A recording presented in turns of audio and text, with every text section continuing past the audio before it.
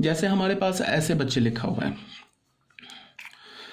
जैसे -1 is less than 0 and 4 is less than 5। ये first they रखा है, ये सेकंड दे रखा है। अब हमने इसको मल्टीप्लाई कर दिया दोनों 1 और 2 को, तो -1 इंटू 4 ये क्या हो जाएगा, इज लेस देन 0 इंटू 5। तो ये हमारा रिजल्ट क्या हो गया, -4 इज लेस देन 0। तो ये भी करेक्ट हो गया। ठीक है, अगर तुमको ऐसे लिखा है -1 इज लेस देन, मान लो लिखा है 3, ठीक है, और यहाँ पे देख लो ऐसे लिखा है -1 लेस देन 3, ये फर्स्ट इक्वेशन हो गया। और यहाँ मान लो कि 2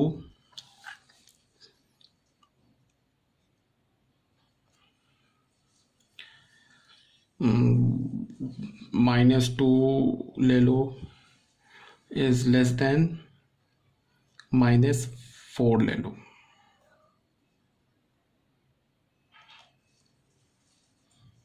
ठीक है, ये सेकंड ले लिया।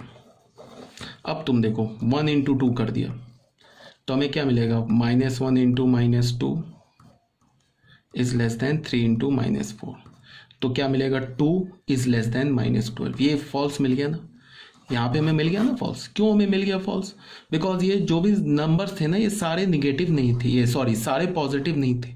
मैंने क्या बोला है कि दो इनइक्वालिटीज़ को मल्टीप्लाई तुम तभी करोगे जब सारे पॉजिटिव होंगे। ठीक है, यहाँ पे अब क्या बोला जा रहा है कि अब आ जाओ आई पॉइंट पे। इसमें क्या बोला जा रहा है, if A comma B comma C and D are all negative then we can also multiply the inequality first by making all positive. ठीक है, और जब पहले हम लोग क्या करें, सारे को पॉजिटिव बना ले फिर मल्टीप्लाई कर दे तो कोई दिक्कत नहीं है। जैसे हमें पता है कि मान लो कि ऐसे गिवन है A is greater than B and C is greater than D. यहाँ पे लिखा हुआ है where A comma B comma C and D are all negative. यहाँ पे क्या बोला है, ए बी सी डी सारे नेगेटिव है। तो अब मैंने क्या किया, दोनों को मैंने माइनस से मल्टीप्लाई कर दिया, दोनों इनइक्वालिटी को। तो ये फर्स्ट इक्वेशन मान ली। अब देखो ए पॉजिटिव है तो माइनस ये जो लिखा है ना, सॉरी ए नेगेटिव है तो ये माइनस ए जो लिखा है ये पॉजिटिव लिखा हुआ है। ये माइनस बी जो लिखा है ये भी पॉजिटिव है, ये माइनस सी भी पॉजिटिव है, माइनस डी भी पॉजिटिव है। अब ये सारे नंबर्स पॉजिटिव हो गए, तब अब इनइक्वालिटी को तुम मल्टीप्लाई कर सकते हो।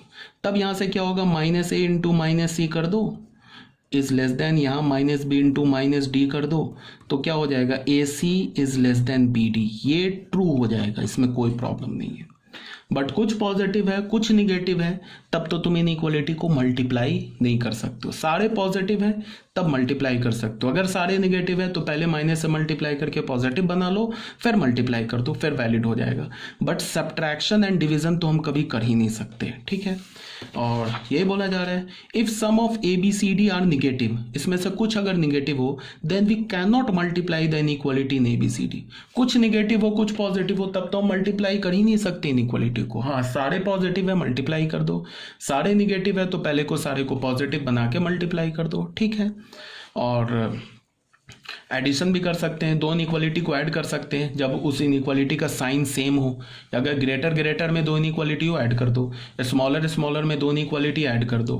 एक इनइक्वालिटी ग्रेटर में हो एक स्मॉलर में हो तो ऐड नहीं कर सकते। सब्ट्रैक्शन एंड डिवीजन हम कभी नहीं करेंगे, जब नहीं करेंगे चाहे कि सारे नंबर्स पॉजिटिव हो चाहे सारे निगेटिव हो। ठीक है, मल्टीप्लिकेशन कब करेंगे, ABCD अगर पॉजिटिव हो तो हम मल्टीप्लाई कर सकते हैं। अगर ABCD अगर सारे निगेटिव हैं तो पहले माइनस से मल्टीप्लाई करके पॉजिटिव बना लो फिर मल्टीप्लाई कर दो। ठीक है, काफ़ी तुम लोगों को समझा दिया। अभी भी अगर कोई डाउट है, मुझे पता है कि थोड़ा स्टार्टिंग में थोड़ा कन्फ्यूज़न होगा, ठीक है, बट अगर तुम एक दो बार नोट्स को ध्यान से सुनो, ध्यान से देखो कि मैं क्या बोल रहा हूँ, क्या तुम्हें समझाने की कोशिश कर रहा हूँ, तो मेरे हिसाब से नहीं कन्फ्यूज़न होना चाहिए क्योंकि मैंने काफ़ी एक्सप्लेन करके बताया। अभी भी कन्फ्यूज़न है तो तुम पूछ लेना। ठीक है, और एक बात और याद रखो कि देखो चीज़ें जो है ना 11th क्लास में बिल्कुल से वास्ट हो जाएगा। तो हमें अगर हमें किसी भी सब्जेक्ट के लिए मैं बोल रहा हूँ, स्टार्टिंग में कुछ चीज़ें अगर हमें टफ लगे ना तो उससे डरना नहीं है, ये नहीं सोचना है अरे टफ होगा, कैसे होगा, मेरे से कैसे सॉल्व मैं कर पाऊंगा, ऐसा नहीं सोचना है।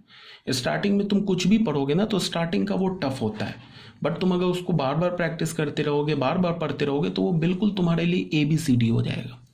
फर्स्ट टाइम तुम कुछ भी काम करो अपने लाइफ में, सोचो जब फर्स्ट टाइम तुम साइकिल पे बैठते थे तो तुम्हारे ध्यान में ये आता होगा कि साइकिल पे बैठेंगे तो बैलेंस कैसे बनेगा। अक्सर बच्चे सोचते हैं कि बैठेंगे बैलेंस कैसे बनेगा, वो सोचते हैं कि किसी साइड हम पलट जाएंगे, गिर जाएंगे। लेकिन अब देख लो, शुरू में गिरते भी हैं, फिर बाद में जब वो चलाने लगते हैं, साइकिल चलाना छोड़ दोगे तो कभी नहीं सीख पाओगे। फिर वो साइकिल चलाने लगते हैं, फिर देखो बाद में दोनों हाथ छोड़ के भी चलाते हैं, बिल्कुल फ्री हो जाते हैं, उस पर मास्टर हो जाते हैं। ठीक है, मतलब कहने का क्या मतलब है कि स्टार्टिंग में हर काम टफ लगता है। अगर थोड़ा भी कंफ्यूजन है, तुम्हें लग रहा है कि अरे इतना कुछ सीखना है, इतना प्लस माइनस सीखना है, तो जैसे जैसे हम लोग आगे बढ़ते जाएंगे ना, वैसे वैसे ये तुम्हारे लिए जो अभी तुम जिसको मैं काफ़ी इम्फेसिस दे के, काफ़ी स्ट्रेस दे के समझा रहा हूँ, वो तुम्हारे लिए जब तुम इसको क्वेश्चन में यूज़ करोगे ना बच्चे, जब तुम इसको में क्वेश्चन आएगा, जब तुम देखोगे तुम्हारे पास कोई इनइक्वालिटी आ गया, तो तुमने कोई -1 से मल्टीप्लाई किया, इनइक्वालिटी का साइन चेंज कर दिया, तो तुम्हारे लिए बिल्कुल ABCD हो जाएगा। वहाँ पे तुम मतलब बिल्कुल एज ए इसको एलिमेंट्री स्टेप जैसे यूज़ करोगे। अभी फर्स्ट टाइम है तो थोड़ा टफ लगेगा, कंफ्यूज हो जाओगे, कंफ्यूज नहीं होगे, मतलब होने के चांस है, बट तब भी अगर कोई डाउट है तो पूछ लेना। ठीक है, आई थिंक क्लियर होगा, कोई डाउट होगा तो पूछ लेना। ओके।